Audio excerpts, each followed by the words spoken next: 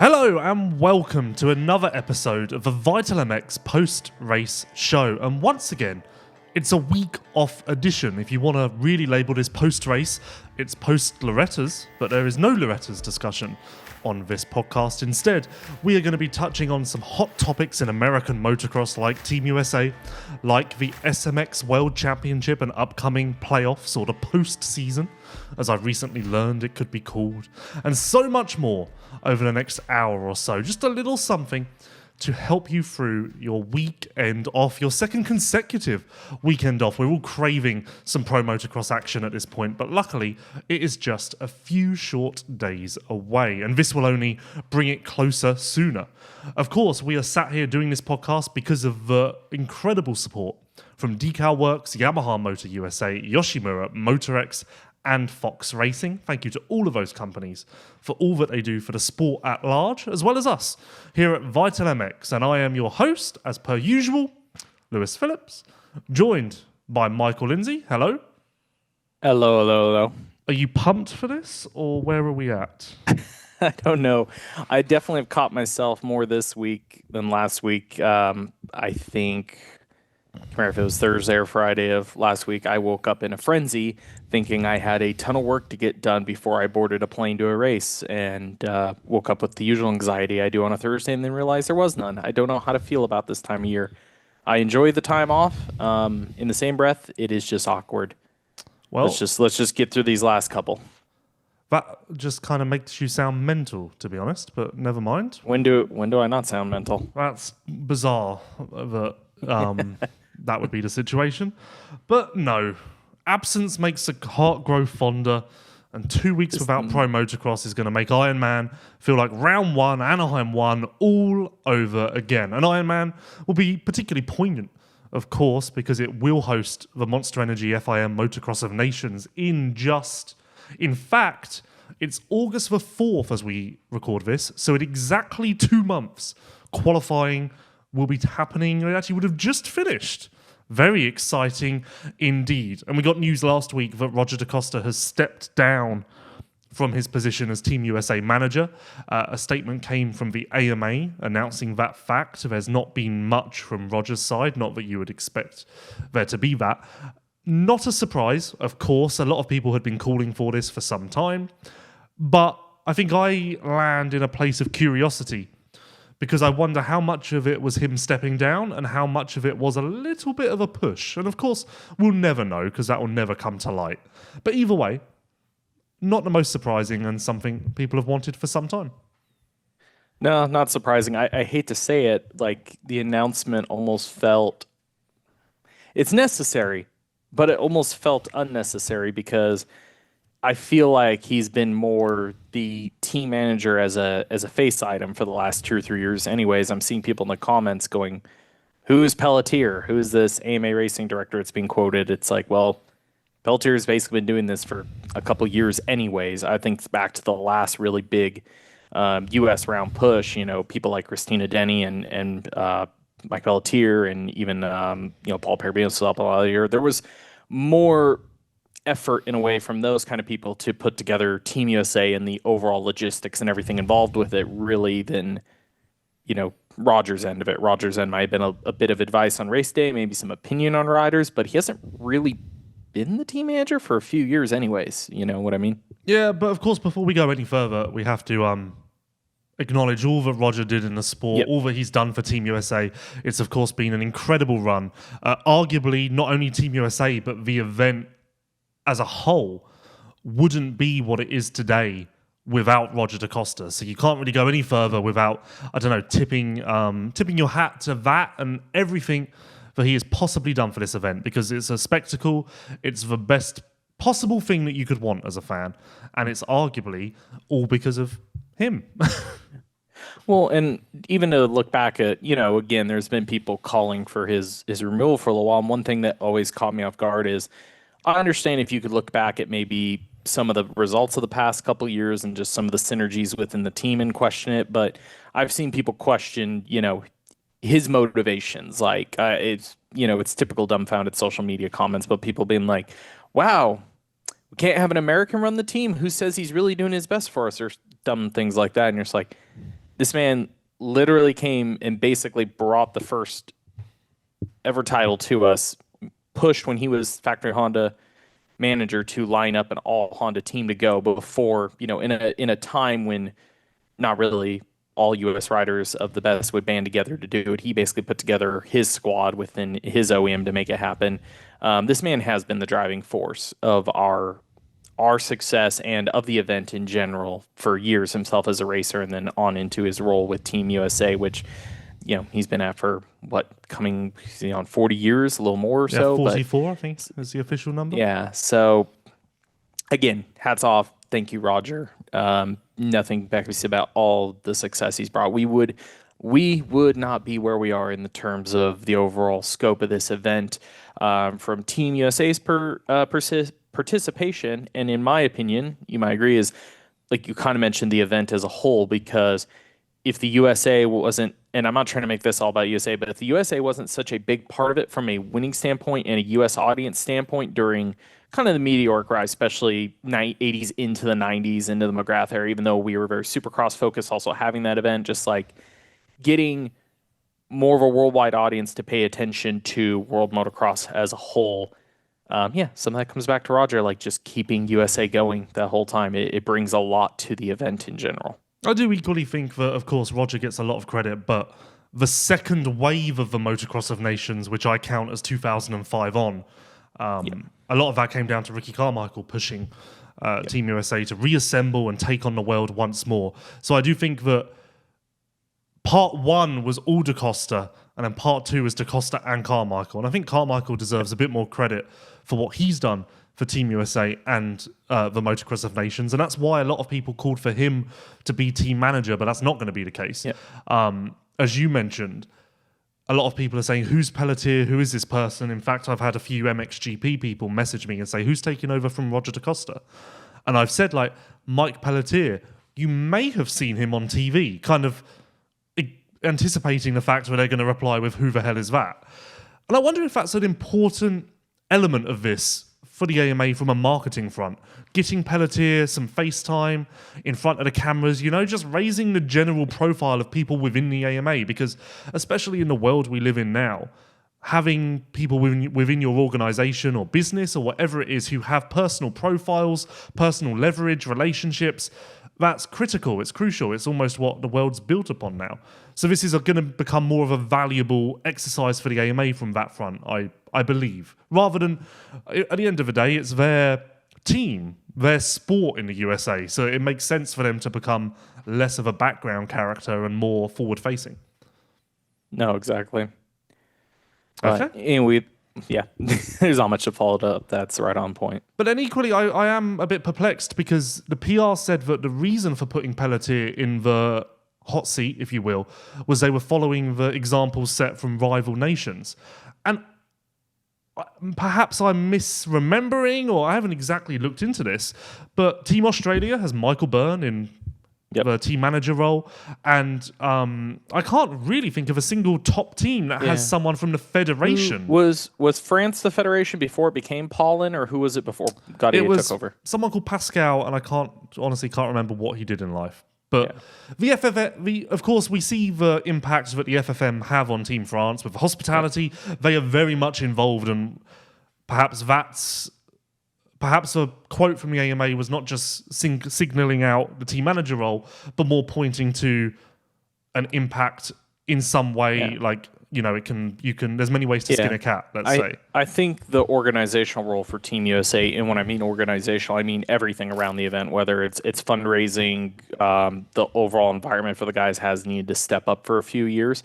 And I think a nice part of it, at least with this transition, is, this year's a little different with, of course, being in our home country. With it being there's a kind of obvious list of riders, but we have struggled for years now with naming a team in any timely shape or manner. Not that that's the end-all, be-all, but when you're trying to get the troops to rally, in a sense, people to get behind this event, to get excited about it, where it feels like the last few years we've been dragging it out to the last possible moment to convince people to do this. It definitely helps maybe kind of having an earlier approach, maybe not as much OEM interaction, if that makes sense. Because there's definitely been decisions that have come down the last couple of years where you have a few riders that are kind of on the docket for a spot, and sometimes the conversations come down to, no offense, like with the KTM group, oh well, the KTM group, they've got, it's easier for them to build bikes there. Those kind of like some of the conversations about logistics with those materials come up because it ends up being last minute decisions. And okay, can we just get the teams named earlier? Can we get the organization behind it? Can it be consistent? Can the fundraising be consistent? Things like that to try to rally everybody together and make this something that guys want to do every year. And it's not where it's become almost sometimes where riders are like, do I want to? Do I not want to? Perhaps I misinterpreted Pelletier's quote in the PR. It says, it's not our intention here to replace Da Costa, but simply to adopt the model that other national teams use with success, allowing ourselves to leverage the contributions and input from our riders and their managers. Team USA almost always includes riders from multiple teams with different ideas and strategic thinking.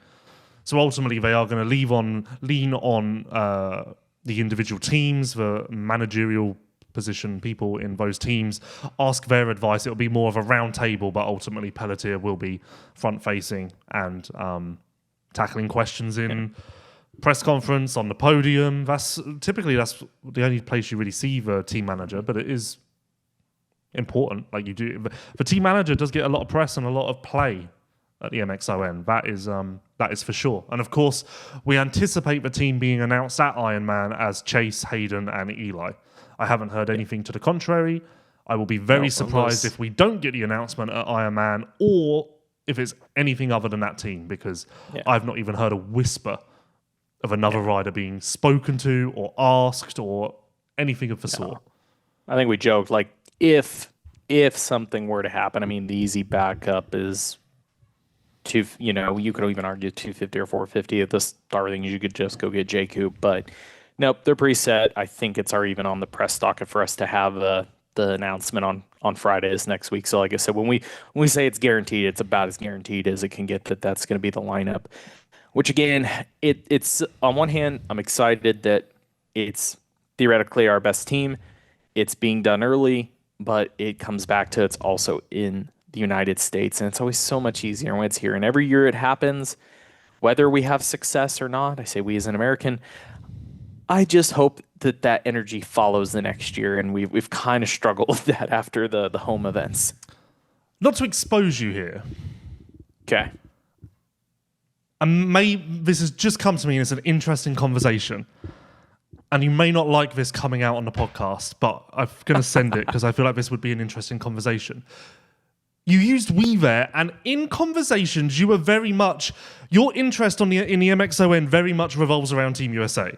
You can deny it publicly if you want, but no, I'm patriot. In the past, you've said, like in recent years, you've said Team USA isn't sending a competitive team. I'm not really interested in going.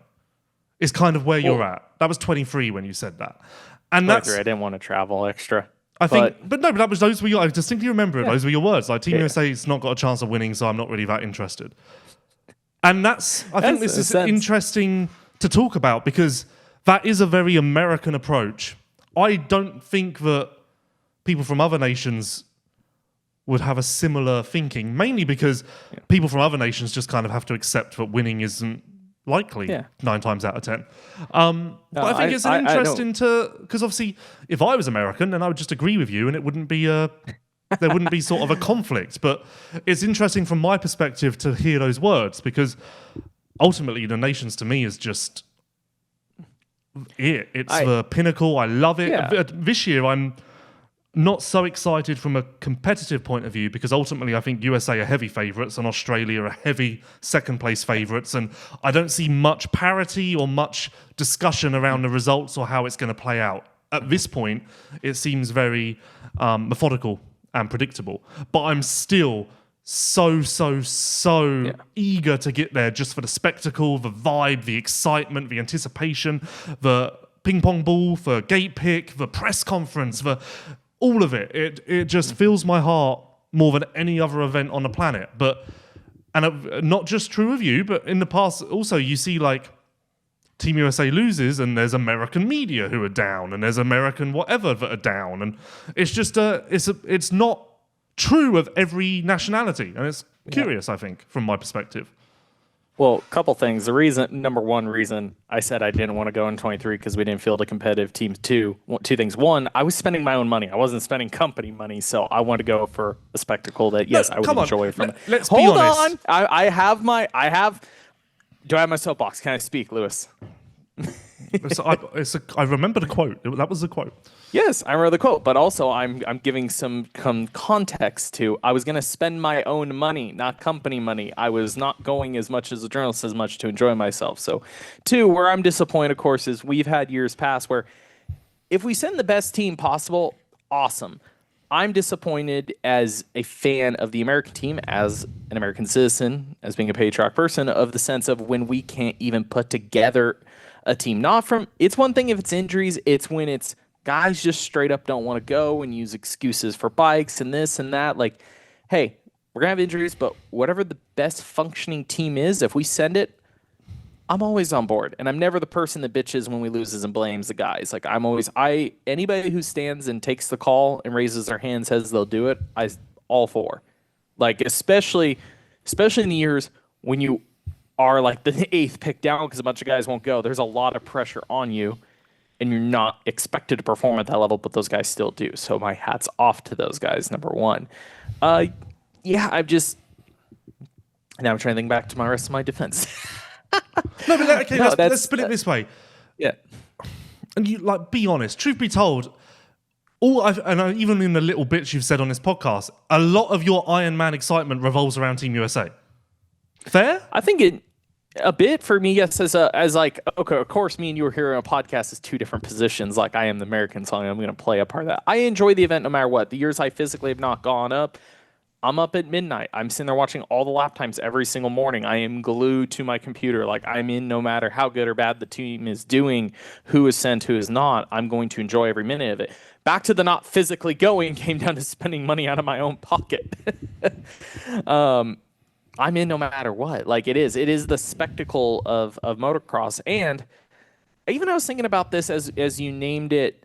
This kind of has something to do with it, but not. Like, when you were talking about how far out it is. We're near the end of the championship, and here it's 2 months out.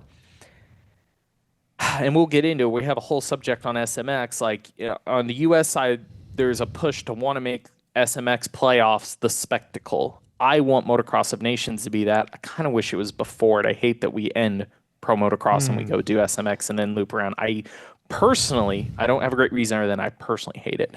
That doesn't make sense because then it would be in the middle of the MXGP season. So it doesn't make sense on either side. And even if, say, MXGP the MXGP schedule has gone longer because we've also allowed it a bit with SMX. When we used to do it right after our Pro Motocross season, it used to all accommodate. We would only wait like 2 weeks to do it sometimes.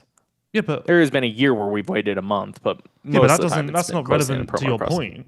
Your wish would never work because then it's in the middle of the MXGP season, and also Team USA just then wouldn't participate. No, because I know what you mean. That's the other problem. I just wish we rolled out of both championships, both MXGP and US. I wish we rolled out of our motocross seasons and rolled into this event together.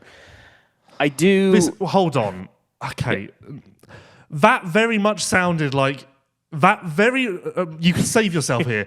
That very much sounded like... I already know where he's going with this. I want the Americans to come off of a motocross race like the GP guys so they're not at a disadvantage. Here we go. I knew I was going to get playing risk. No, but come on, that was what you meant because there was no other meaning to that. No, it wasn't. I know you were going to say that. No, I think it's honestly not. It's not like who cares from no matter what. But what else was the reason for that statement? There's no. Holy fish. No, I just like the pageantry of both. Okay, if you're going like your Pro Motocross champion versus your MXGP champion, hopefully your MX2 versus your 250 champion, depending on countries and who's racing and in what series, etc. I love the idea of both championships finishing up and then a week later taking that into it. Because one other thing we talk about on the US side that sucks is the whole us running multiple championships is how quickly you forget about stuff. Like we're coming off SMX into it. I'd rather come off Pro Motocross, celebrate the Pro Motocross champion that's going to nations if it is a US rider. Or in this case this year, Jet's going as the champion. Like F it, I'd love to come out of that championship and go into destinations.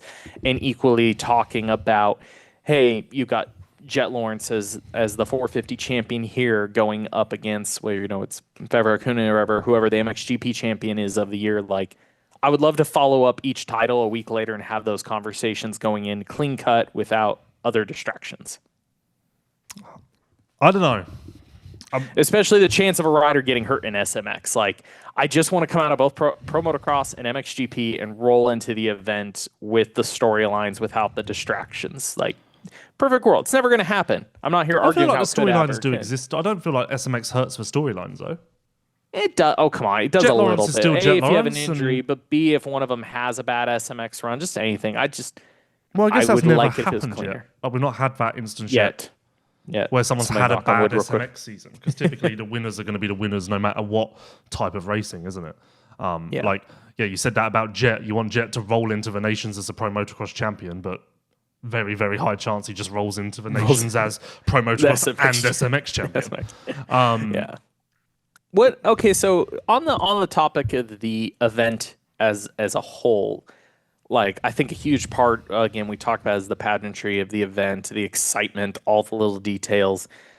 As the sport has changed, as times have moved on, like this event still holds a huge historic way in the way it's set up. There's been some changes over the year compared to the early years where you had the standard and the trophy where 1 week in the race, 125s, 250s, and then later on we used to actually have 3 different class of bikes where now it's just 2 450s versus a 250. Looking at modern day MXGP and Pro Motocross, is there anything about destinations to you that not needs to change, but could change that would improve it, like in a very noticeable way for you? Absolutely not. I am the old man who walks up to hill both ways. Do not change my event. Do not change my... I don't want to see the slightest little movement in the schedule, in the program. Yeah. I want my motocross of nations to be what I know the MXoN to be. And I was thinking about it. I was thinking about this yesterday. Can we go back to MXDN? I still like MXDN better. No, we can't. Because we're not French, ultimately. I was thinking about this the other day. Because I'm potentially doing an interview with WSX here shortly, and I don't care for their super final because ultimately I just don't care. And this actually spurred from, it sounds very likely that Vince Freeze will race a Stark in WSX. And I know that WSX are going to very much lean on, we're the first championship to have electric versus combustion engines, etc., etc. And I just don't care. And in the same vein, super final between 450s and 250s, I just don't care. Hawkstone International, when they do the super final at the end of the day, still don't care. Means really nothing to me. But at the nations, I very much care. But it's because of everything that's packaged around it. It's not just simply 450 versus 250s. It's everything that comes together at the nations, from the different scoring to the team aspect to even the back-to-back motos versus riders with a bigger brake. Everything rolled together forms this perfect... It's 15 million parts of a medallion that all come together to make the ultimate thing in my mind. And that's why, because I think people do lean on a super final and go, oh, we're going to be one of the only places where you can see 450s and 250s together outside of the MXoN. But I personally, and I would think for a lot of people as well, I don't care to see it outside the MXoN. So don't change anything. I love it all.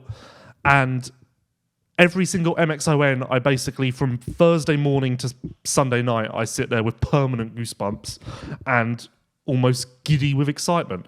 In fact, I was flying into Ironman for the Nations on Thursday night, and I changed my flight last week to Thursday morning. Just because I was like, I'm in. Like, I'm already on the mindset of like, I want those extra 5 hours at the track. I need them. Like, this is massive. This is huge. This is... Maybe I'll fly in Wednesday night and beat you then. Like, I would do that quite happily. It's that important to me. And obviously, I don't really care from an English side because I don't think Max Anstey's going, and I don't really know...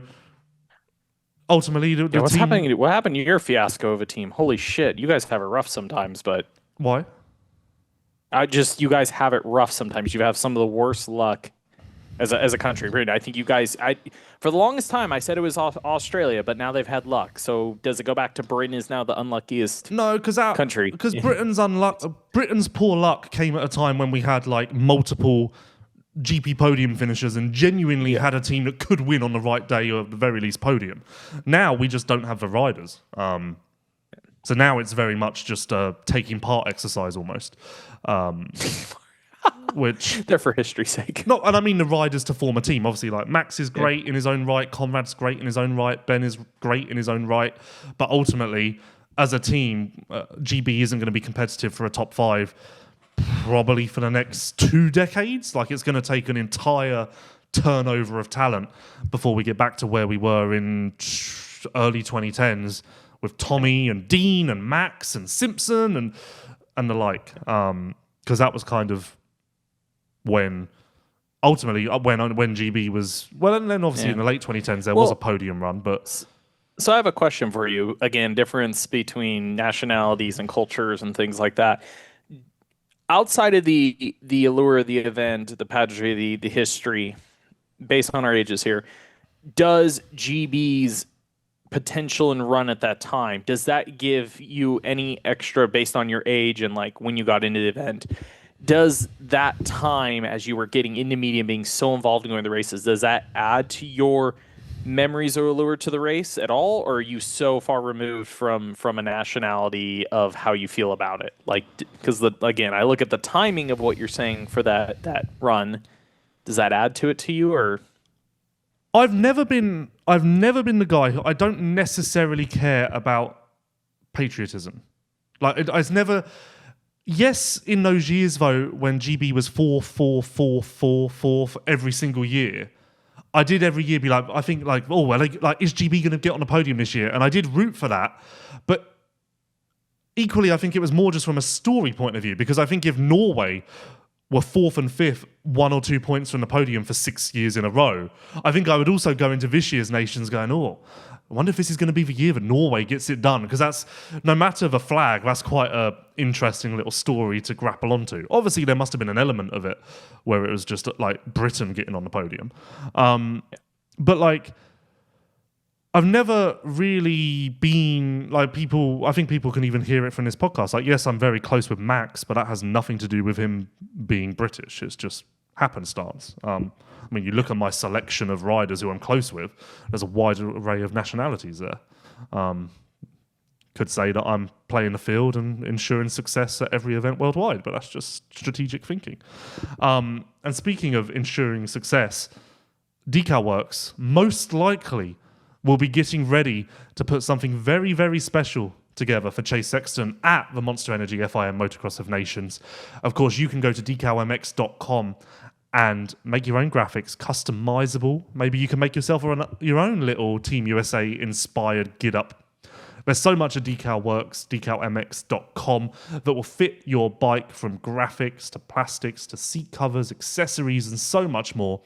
Everything available at decalmx.com, so head there to see what's available for your bike and more beyond that, what you can make available for your bike, because the options are endless.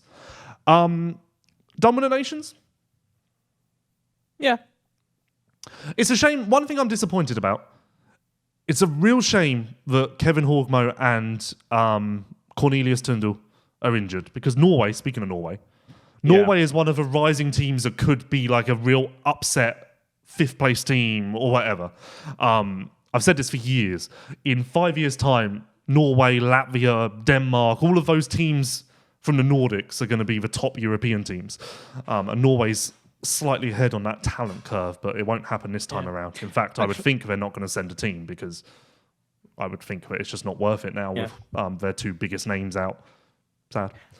I do have a destinations question for you. How much weight or emphasis do you put in, take France that went on a run for a few years that were very heavy into doing a training camp together, pitting together, doing their own hospitality together, like being very, very central across strategy, who's in charge, just how they operated in general. Take Australia, that's even got the farther step of everybody's under the same truck on the same team with the same suspension guy, the same techs, everything at this point. USA's gone better. We've had years where we've been all over the place across the pits and no real central location. The US has gone a little better at that. But when you look at like a roadmap to win, how much do you put into it? I mean, you got to have the lineup to start with, but then if you do, how much does some of those extra little steps do you think they really mean much to the event or to the result or the performance? Well, again, going back to the fan aspect, I eat up all of the pre-race photos of teams riding together, training together. I ate them up as a fan, and I eat them up now as a journalist, no matter what website they're on. I love that. As build-up, it really sets the tone for the event. I've spoken to multiple riders who say it does absolutely nothing for them, and they hate it, and they just go along with it because you kind of don't really have a choice. So I don't know if that really plays much into the results and the performance. But to the contrary, I think that since Team USA has started pitting together again, I think that alliance is very valuable. And I think everyone on the team, rider or not, has spoken to that. What Alpine Stars do for Team USA and other nationalities with their hospitality and whatnot, I think that's very useful. So I think there is something to pitting together, especially if you're a winning team, and I think especially if you're a team like America coming from overseas to an all-new venue, etc., etc. Of course, this year that's irrelevant, and it'll be the opposite, the European teams going through that.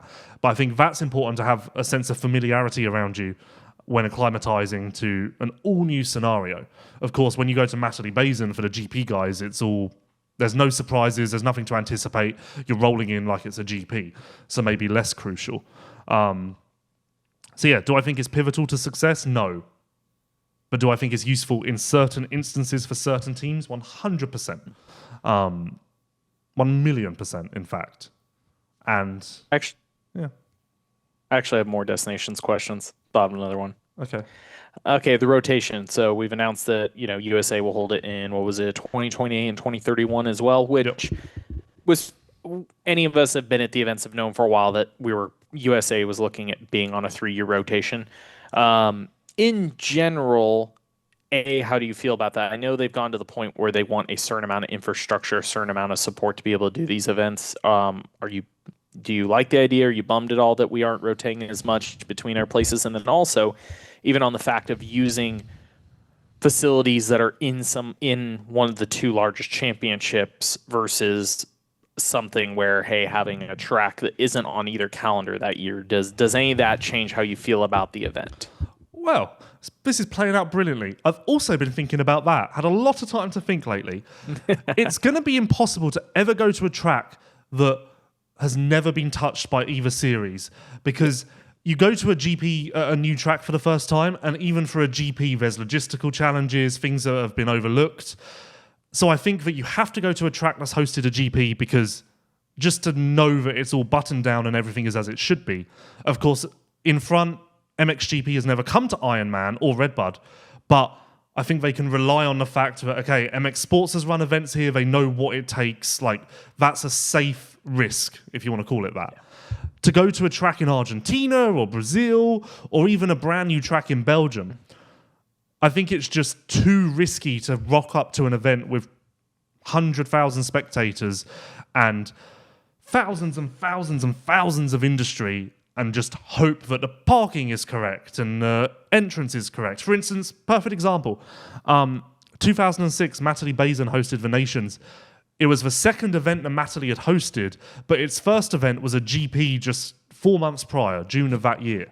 And I remember that being particularly chaotic with parking and whatnot, maybe because it was still so young in its infancy and there wasn't a year to learn from the first GP and put measures in place. So I think that plays into it. You could argue that the contrary to that is Assen, because when we go there in 27, that won't have hosted a GP since, well, it won't have hosted a race since the last Nations. But crucially, it has hosted a Nations before, and maybe that is the fix.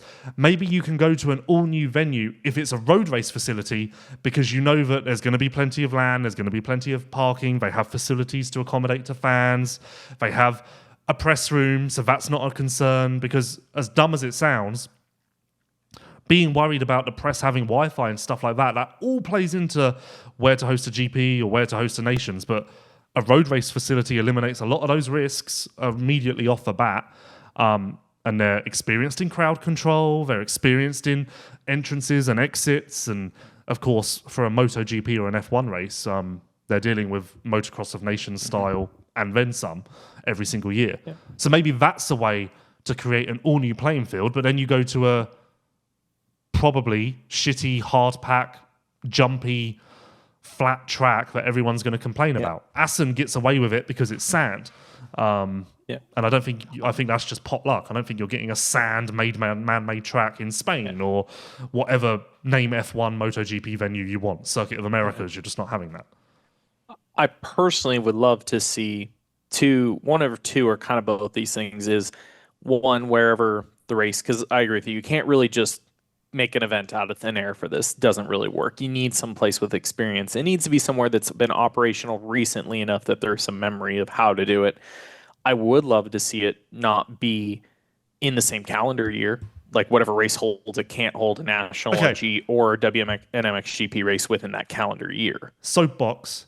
It is incredibly insane to me. When Ironman was announced as the Nations, I was like, well, we're not doing a national Ironman next year. And if we are, it will be round one.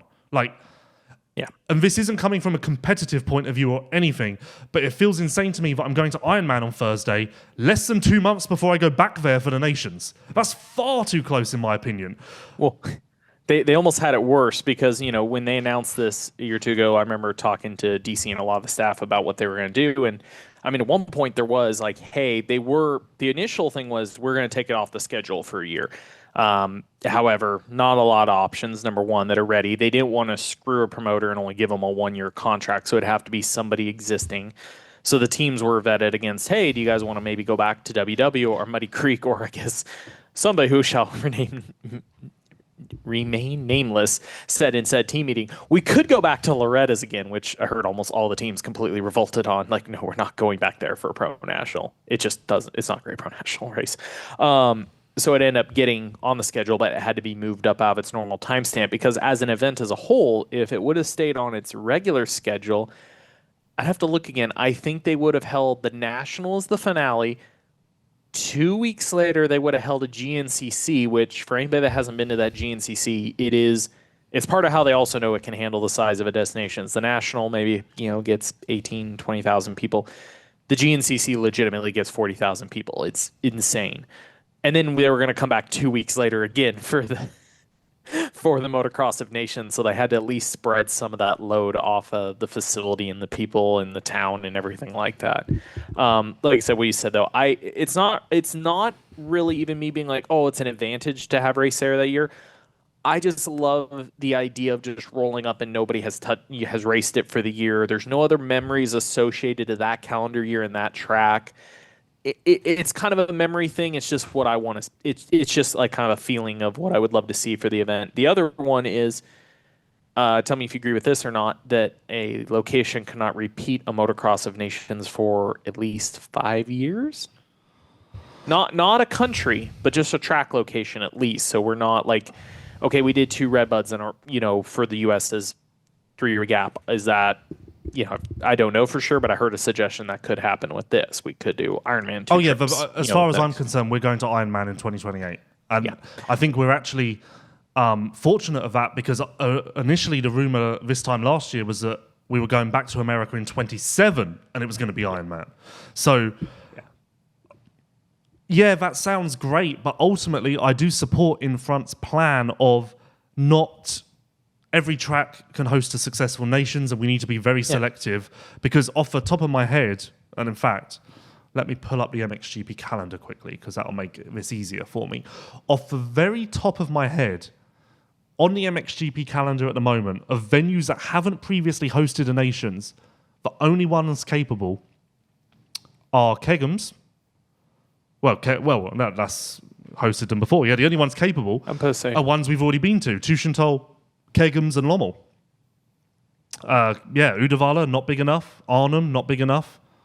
Turkey's probably big enough, but I don't think that's on the cards anytime soon. Turkey wouldn't have enough hotel rooms. Yeah.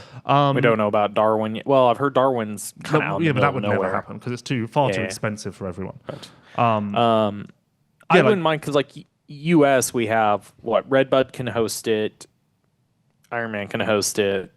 I'd argue that Millville could host it. I think they could.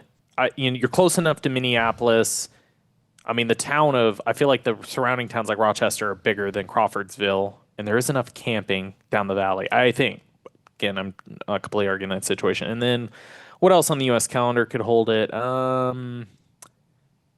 I don't know. Could we repeat Buds? Was Buds? Well, I don't think they would want to, but I would like Buds personally. I think I've said before in this podcast, I'm a fan of Buds. For some reason, I feel an affiliation to Buds, so I'd be very excited to go back there. Thunder Valley, I wouldn't want. I didn't go to the 2010 Nations. I did Thunder Valley in 10. Do it for me. I went in 10. It was fine. It was just way too small. Even though you have the city size to support it, you don't have the facility size to support it. Hangtown, no. Fox, no. High Point could. I think, to be fair, most of them could. I mean, Millville could. I'm not as confident in Millville as I would be in Ironman, but I would feel fairly confident that it would be fine. I think that you would have some people who are emotional that they have to stay in Minneapolis over an hour away from the track because I think that Rochester's hotels would quickly fill up.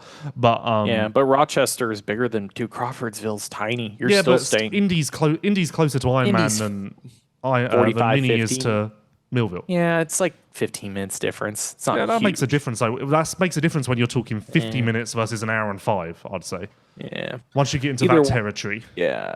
Either way, what I'm getting at the sense is I definitely would like to see. I understand why we would do repeat facilities. I think there's enough facility options that I would love to see a little more rotation.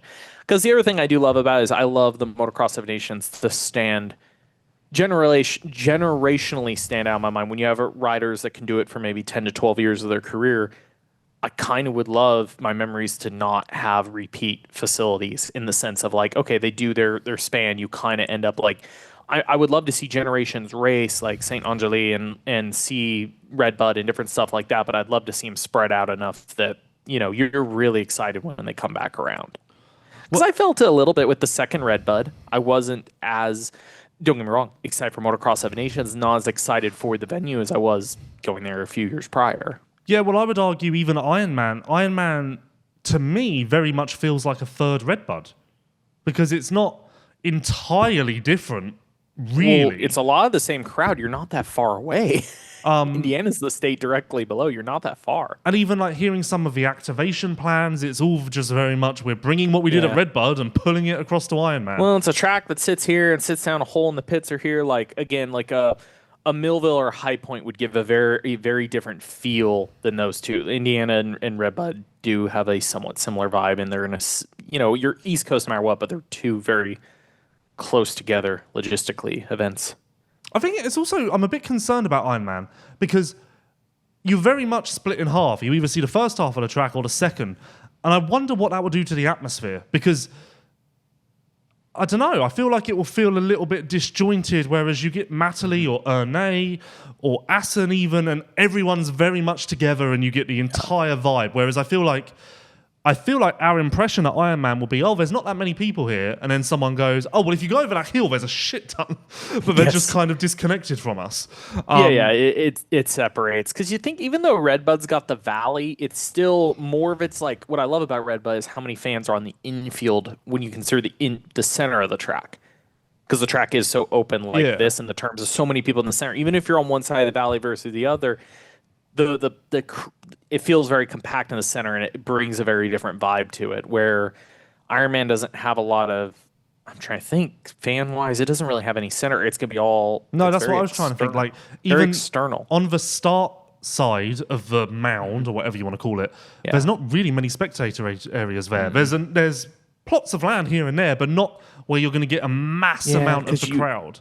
Yeah, because you cross over that one bridge, there is a center area, but it's just not the same. So And then I'm trying to think like, okay, High Point doesn't have a center area, but it's all in a valley, and you can see all the people surrounding it in the sense. And again, the way you said, you can see, there's plenty of places on the track where you can see 80% of the facility in, one sitting.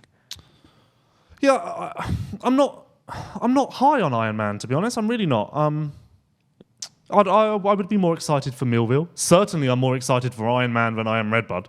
Or I would be Redbud, sorry. But then, equally, I wouldn't want to see it at Thunder Valley. High Point, I guess, would be a very different feel to Redbud. Yeah, it's kind of, this is a byproduct of the issue, if you want to call it that, with Pro Motocross, and that's just that it's all a little bit samey from week to week, with the exception of Washougal and maybe High Point. There's not a great difference, and that's why. I mean, that is a valuable case for not coming to the US every 3 years, because you go to Ernee and you go to Matterley, you could be on different planets, and then Assen, you can't find many similarities between those venues, and that is a beauty of the event to a degree. Is that I was actually explaining it to someone yesterday how it works, and I was like, essentially, it happens every year, but you're transported to such a different land environment surrounding every time that it almost doesn't feel like a yearly thing. It feels like its own event, its own, I don't know what you'd call it, its own bubble. Whereas Redbud and now Ironman almost feels like we're consecutive. We're in the third chapter of an event. But hey, who knows? Correct me if I'm wrong. If you had the option, thinking of some of the GP tracks have held it before, would you go back to Kegums if you could? So I thought you were very high on Kegums. I love Kegums. It's my favorite GP. It's my favorite event. The Nations was so-so. It wasn't a true Nations, but I think that now, I could really. I've talked about Kegums so much. I feel like I must have convinced at least 5 extra people to make the trip. No, like I think now in this age, because I would argue when I first went to Latvia, which actually was for the 2014 Nations, it was still a little bit. I was like, is Latvia okay to go to? Like, how do we feel about Latvia? Like, like I was a little bit just like I had questions. Whereas I feel like now, 10 years on, a lot more people would just be like, yeah, let's go to Latvia. That's cool. But yeah, Latvia is amazing. That would get me very excited. Riga's amazing. The Latvian Board of Sport follows me on Twitter because I've done such a great job of just talking about Kegums. Maybe you could, start helping the promotion group, maybe get involved. I would be all over that because it doesn't seem like I'm going to be managing Team GB anytime soon. So that's a great shame.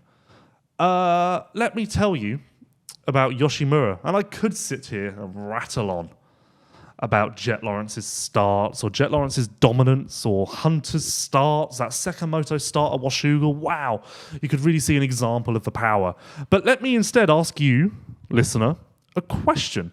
Did you know that you can get a full exhaust system for the TF250X, that being a Triumph, from Yoshimura, that being yoshimura-rd.com? Because you can.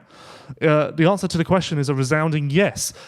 There's much more on yoshimura-rd.com than maybe you would have anticipated or realized. So I very much recommend that you head over there, see what they have to offer, and hook your bike up with some more power.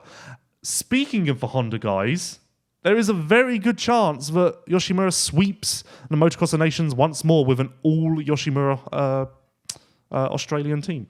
But they're going to face stiff opposition from Team USA, who, as we said, will be the resounding favourites. SMX, or do we have more nations? SMX. Okay. I mean, I'm a little bit confused why we haven't gone back to Tuchenthal, I have to say.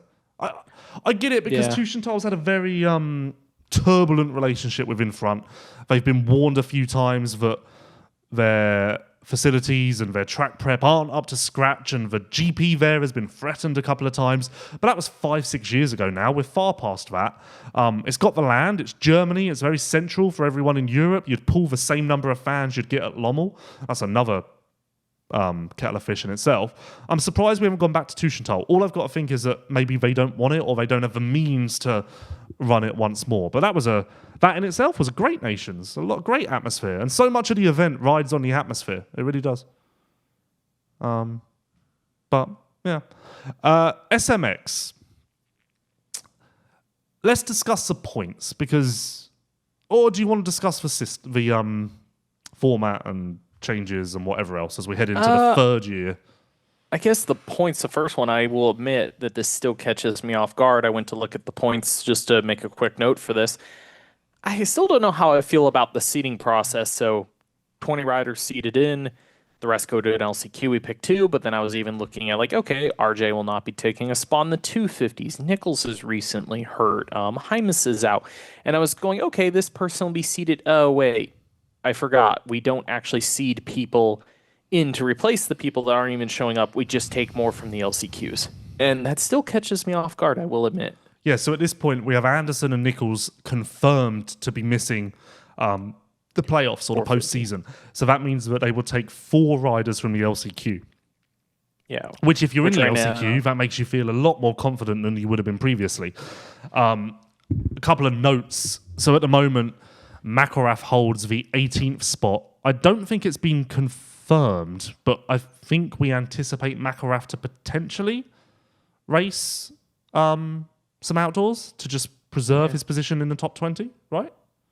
I would think so. I mean, he's definitely, it's getting a little bit borderline. So that bottom group that are in the 190 range, Ferrandis also is coming back. So he'll be able to get himself out there. Hill's a little sketchy at 194. Shane's at 192. Big gap from him to Harrison at 147. Then Guillaume 137. Shock at 127. There's beta guys between them, but they won't be racing. But the rate they're going, Guillaume's going to overhaul Harrison's position. I think Shock would overhaul Harrison. And then they both eventually would be breathing down McElrath's neck if he doesn't race. Well, Harrison's been good. If Harrison can do what he did at Washougal, then he could firmly stamp his position in the top 20. I mean, Guillaume will overhaul him, and then his danger will be Shock overhauling him potentially. He could hold on to it, but I think there's a good chance that Cody gets him for 20th, which would then bump.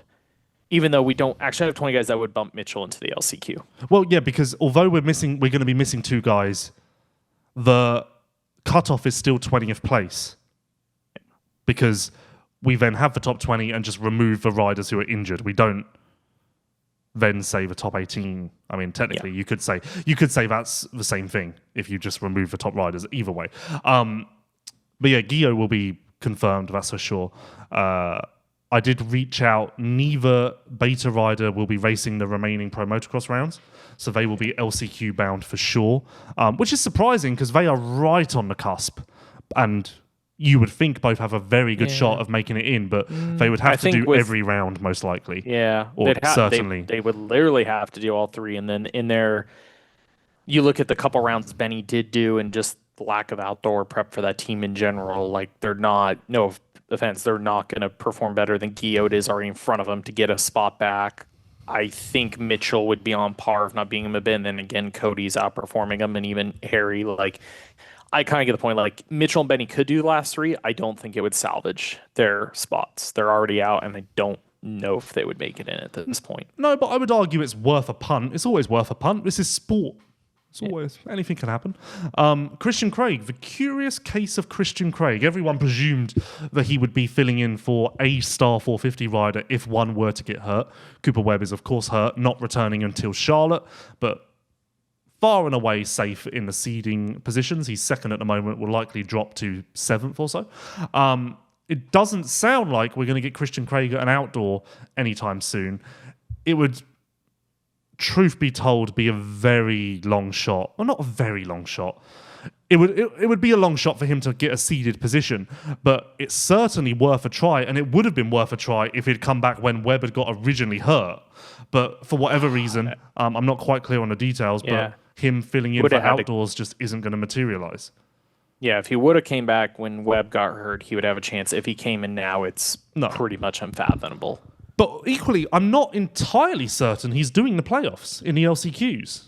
I'm not. Yeah. I've got some very conflicting reports on Christian Craig, and I call it the curious case of Christian Craig for good reason, because I really do not know. The CCCC Commission, CCCCC, is what I'm calling that because I really don't know. But what I do know about Christian Craig is that when he does next hit the track, whether that's in Tallahassee or whether that's at an event near you, he will be looking great. And why is that? Because he uses Fox Racing. With a rich heritage and deep racing DNA, Fox Racing has been at the forefront of motocross for 50 years.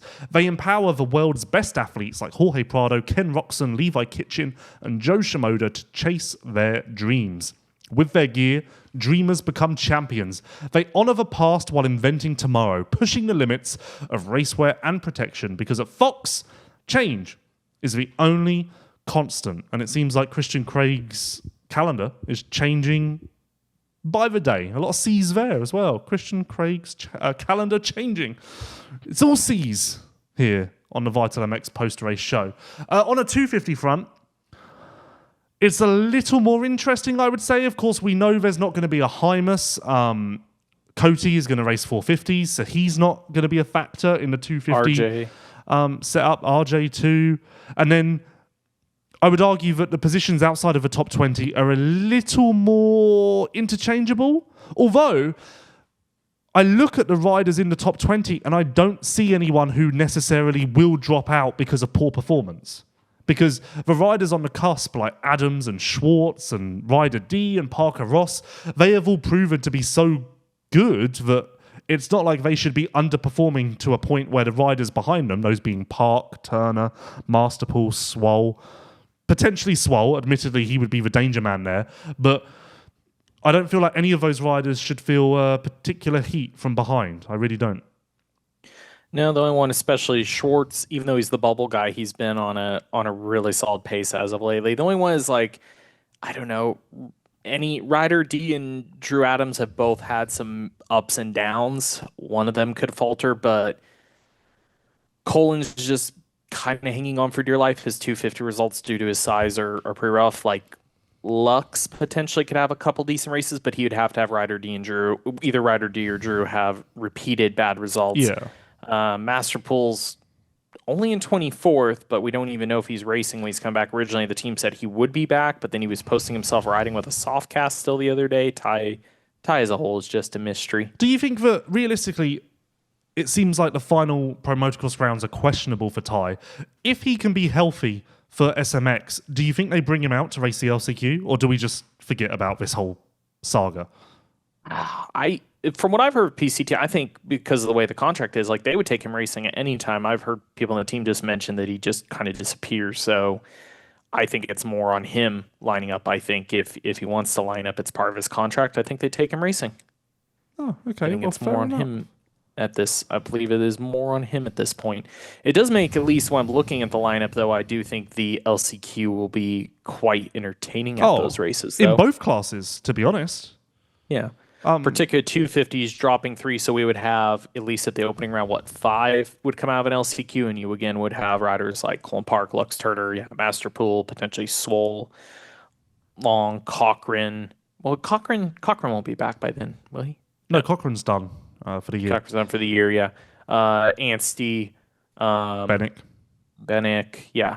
And I think, so currently 16th in seed, Cole Davies, from what I hear, Cole Davies will race Budds Creek and that's it. And if that's true, and I were to forecast how this will play out, I could see Jalik Swoll bumping Cole Davies out, and that being the only change as far as seeded positions.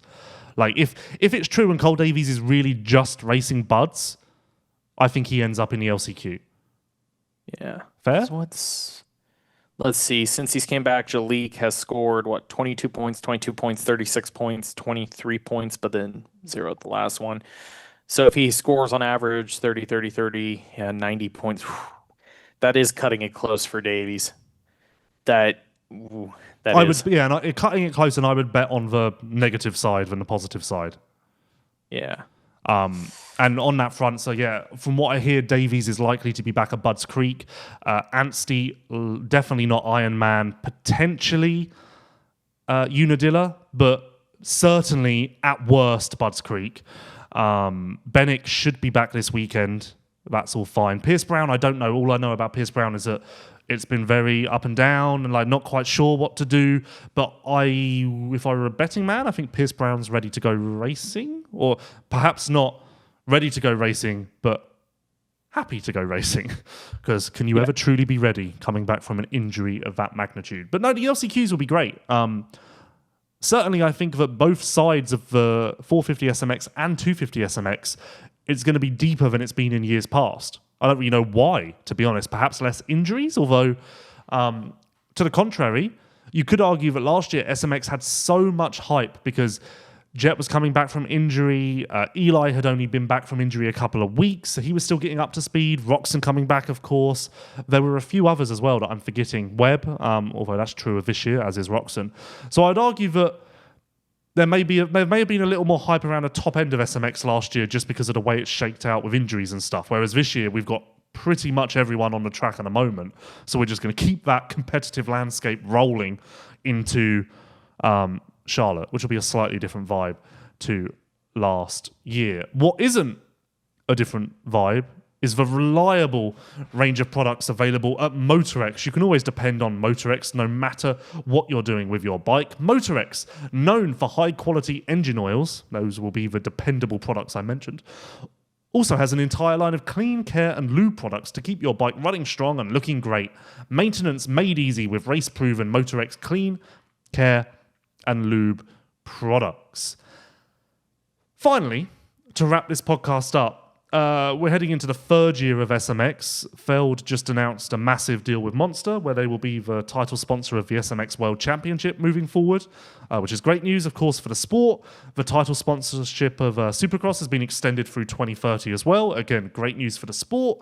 I think it also is quite an important signal, because I think a lot of us look at Monster having started in its infancy in motocross and think that its support of the sport is more down to nostalgia than it is the value of what we do here.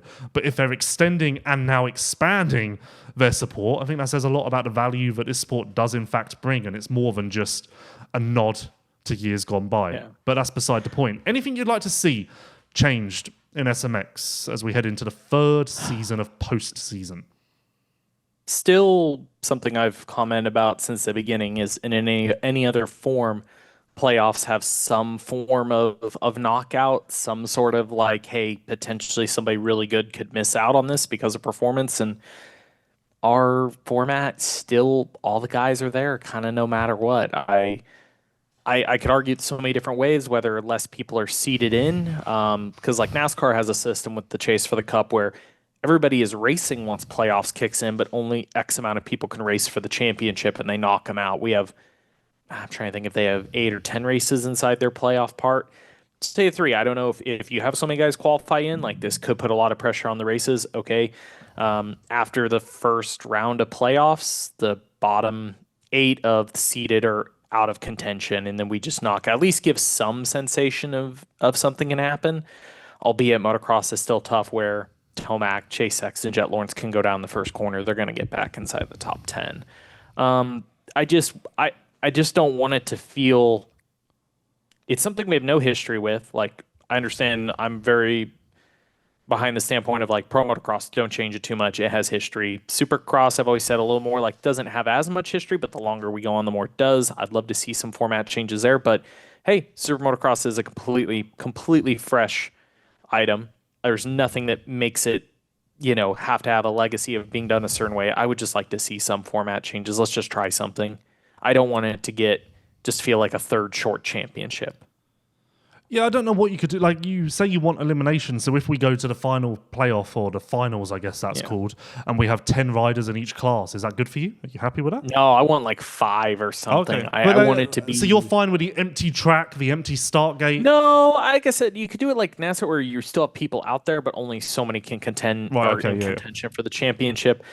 Or something, I guess, I still think like, okay, we just had this conversation about the point spread, but we're talking about riders where, we're kind of like, okay, guys have been hurt half or 2/3 of the year are still going to make their way in. I think more of it comes down to me. There's only so much you can do when playoffs is only 3 races. Like everybody, even though we have playoffs now, and that's cool, it's not as long as anyone else's playoff seasons where you can actively eliminate enough people from contention inside playoffs to make it notable.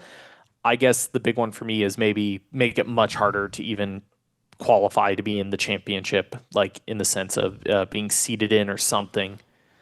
I just don't want it to be a third short championship because I kind of have a hard time outside of the money aspect of it, how it gets to the point that it holds more weight than anything else. Because I was originally, especially the first year, that was very much the message and the pressure from the promoters is this is going to weigh the most. This is going to be the most important thing they can win. Yeah, I know as time goes on, it'll slowly become more important, but in its current format and guys, I don't see any way that it becomes the most important. To build on that, I have one thing that I want to see changed, and I've said it consistently, I think, in past years, and it's fairly ruthless, I admit, but I don't want an LCQ. I want us to just set the lineup, and if you were injured and you missed too many rounds, sorry, see you next year. I want it to be that ruthless because that is, in a way, a play on the elimination aspect. Now, you could do it, you could say that you do a hard knock at 20, and then if someone outside of the top 20 has won a main event this year or an overall, and they're outside, bring them in as a wild card and give them one of the last two spots. I think I'd be okay with that. For instance, in this case, you'd bring Anstey in and give him the 21st spot. And if Davies drops out, you'd bring him in as well. Yeah.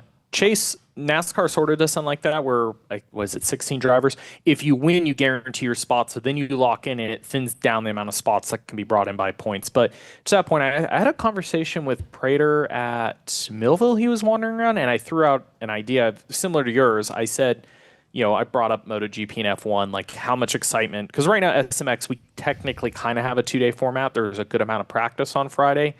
And me and you have talked about this from our position in media at our jobs. Like, hey, I would love some races where we actually had a true 2-day format where we had some level of qualifying, some way to build up storyline, something to sit on for the night. I threw it out. I'm like, hey, I would love to see something similar to an F1 or MotoGP with qualifying, like time qualifying that actually brackets down to where we can see just a couple guys on the track and sort of like Super Pole, but not quite that, just one guy at a time, like a couple guys out there. There's a certain amount of time, a little bit of strategy to gain clean air and being able to focus and enjoy a Ken Roczen, a Chase Sexton, be able to follow them for a true hot lap, but be able to jump to the next guy. And one of the comments that got brought up is, well, what about the LCQs? Would you do those before or after? And I was like, no LCQs, just the seated guys. And let's do some kind of really good time qualifying and practice on Friday and give fans a reason to want to sit there and watch it and something we could stream that would be really good. Yeah, I just don't really see. I feel like if the playoffs are meant to be this spectacle, the best of the best, the culmination of all of the hard work from the year gone by, then why is there a last chance qualifier? That almost makes everything that happened redundant. Because, hey, well, you've got another shot. Like, let's be ruthless. And admittedly, in this year, being ruthless would hurt Yamaha more than anyone. Which hurts my heart because we all know the valuable offering that Yamaha brings to the sport with their wide range of motorcycles and other products, in fact, that you could enjoy if you want to head over to a Yamaha dealership, Yamaha's website, and see all that they have to offer. A lot of fascinating things happening at Yamaha. Of course, new models announced, some interesting moves for next year. It's all coming up Yamaha. No one at the Yamaha headquarters is feeling blue, that's for sure. And you wouldn't either if you picked up a brand new model from our friends at Yamaha. So I highly recommend that. And with that, are we done with this episode of the Vital MX Post-Race Show? I think so. I think so as well. We've given people something to chew on off and off weekend. And thankfully, we didn't have to talk about Loretta's because that would have been a tough go for Lewis. Wouldn't have had so much to offer. I can rattle on about the Motocross of Nations for hours on end, but Loretta's, I'm a little bit of a noob in that respect. Thank you once more to Decal Works, Yoshimura, Yamaha Motor USA, MotorX, and Fox Racing for all of their support of the Vital MX post-race show. Of course, the name is a little bit of a white lie this time. It's not a post-race show, but in 7 days' time it will be, because Pro Motocross resumes with round 9 of the current season in Ironman, Indiana, this coming weekend. And Vital MX will be there filling your ears and eyes with content galore. So look forward to that. Keep an eye on all of the platforms for that. And we will see you in the not too distant future to discuss Pro Motocross. Thanks for watching.